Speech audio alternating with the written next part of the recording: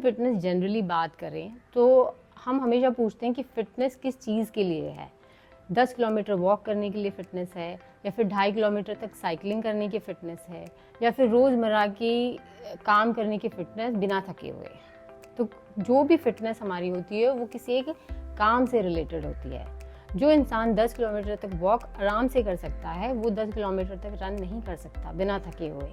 तो इसलिए फ़िटनेस एक एक्टिविटी से रिलेटेड होती है।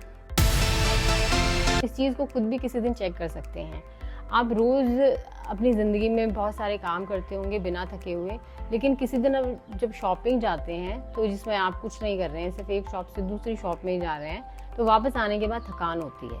उसका सिंपल रीज़न है कि आपको बॉडी को वो एक्टिविटीज़ करने की आदत नहीं है, तो इसलिए थकावट होती है। इसका रीज़न है अडैप्शन। एक स्पोर्ट्स साइंस में टर्म यूज़ होती है जिसमें अगर हम एक ही एक्टिविटी को बार बार रिपीट करते हैं तो बॉडी को सिग्नल्स मिलते हैं और वो कंजर्वेशन मोड में आ जाती है। उसमें इन्वॉल्व जितने भी सिस्टम्स होते हैं, मसल सिस्टम्स या एनर्जी सिस्टम्स, वो सारे के सारे ज़्यादा एफिशिएंटली काम करना शुरू करते हैं और एनर्जी कंजर्व होती है। सिंपल तरीके से बोला जाए तो आप थकान महसूस करना बंद कर देते हैं।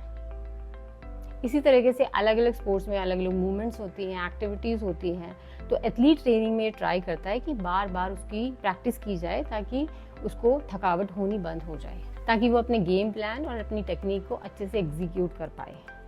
और जो एथलीट ये ज़्यादा अच्छे से करेगा उसकी परफॉर्मेंस बढ़िया होगी।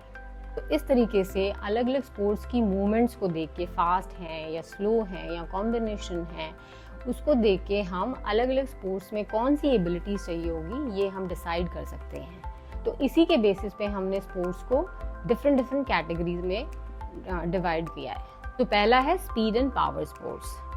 जैसे कि नाम से ही पता लगता है, ये शॉर्ट ड्यूरेशन एक्टिविटीज़ होती हैं जो 15-20 सेकंड में सब कुछ ख़त्म हो जाता है पूरा बिना कोई ब्रेक के, और इसमें स्पीड और पावर एलिमेंट बहुत ज़्यादा होता है, एक्सट्रीम अमाउंट में। इसमें हमारे सारे एथलेटिक इवेंट्स आते हैं जैसे 100 मीटर, 200 मीटर स्प्रिंट्स, सारे टाइप के थ्रोज और जंप्स और वेट लिफ्टिंग इवेंट्स। इसके दूसरी साइड ऑपोजिट में है लॉन्ग ड्यूरेशन कंटिन्यूस इवेंट्स, जिसमें मसल एंड्योरेंस पार्ट ज़्यादा होता है as compare to speed and power element. इसमें हमारे मिडिल डिस्टेंस और लॉन्ग डिस्टेंस रन्स आते हैं, साइकिलिंग, रोइंग एक्सेट्रा। अगर हम इन दोनों टाइप के स्पोर्ट्स में एक लाइन खींचते हैं, सीधी लाइन खींचते हैं, तो जो बाकी के स्पोर्ट्स होते हैं वो इसी लाइन के ऊपर कहीं पर प्लेस होते हैं। उसका रीज़न ये है कि उनमें ना तो speed and power extreme amount में रिक्वायर्ड है परफॉर्मेंस के लिए, ना ही एंड्योरेंस एक्सट्रीम अमाउंट में चाहिए होता है, लेकिन ये दोनों ही एलिमेंट उसमें होते हैं।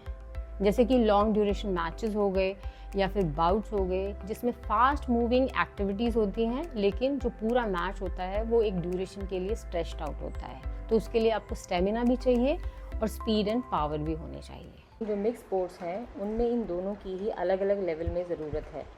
इसके अलावा मिक्स स्पोर्ट्स की परफॉर्मेंस टेक्निक और टैक्टिक्स पर काफ़ी डिपेंड करती है। तो इन दोनों का एलिमेंट कितना है वो डिपेंड करता है कि वो इस लाइन पर कहाँ पर पोजीशनड है।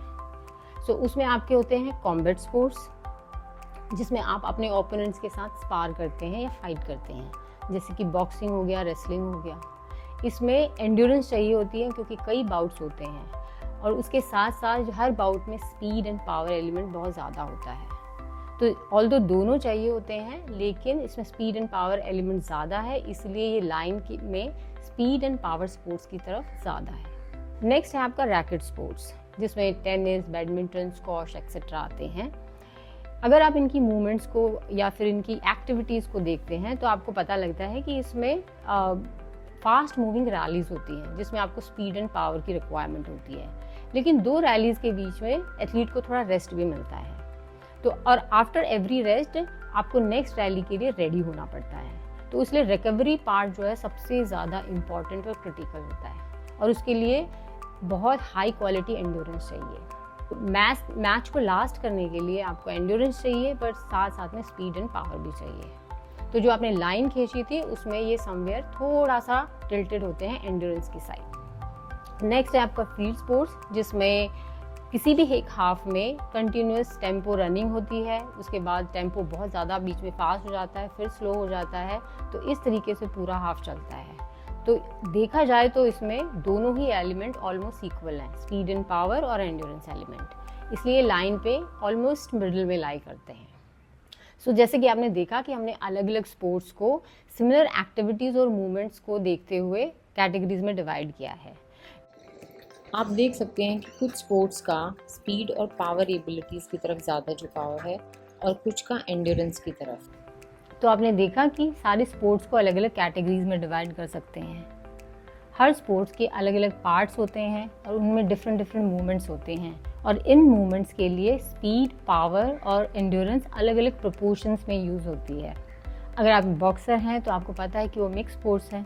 फास्ट मूवमेंट के साथ साथ आपको एंड्योरेंस पे भी काम करना पड़ेगा। इसके लिए कंटिन्यूस प्लायोमेट्रिक्स के साथ साथ कंटिन्यूस एंड्योरेंस सेशंस भी इंक्लूड करने पड़ेंगे।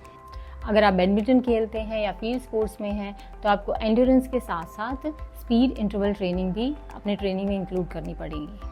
तो जब भी आप ट्रेनिंग करते हैं तो जो ये इंडिविजुअल डिफरेंसेस हैं इनको ध्यान में रखकर ट्रेनिंग प्लान करनी चाहिए। तो इसी तरीके से अपनी कैटेगरी को समझकर, अपने स्पोर्ट्स की यूनिक रिक्वायरमेंट्स को जानकर अगर आप स्पोर्ट्स फिटनेस तैयार करेंगे तो आपकी परफॉर्मेंस बढ़ेगी। Thank you for watching.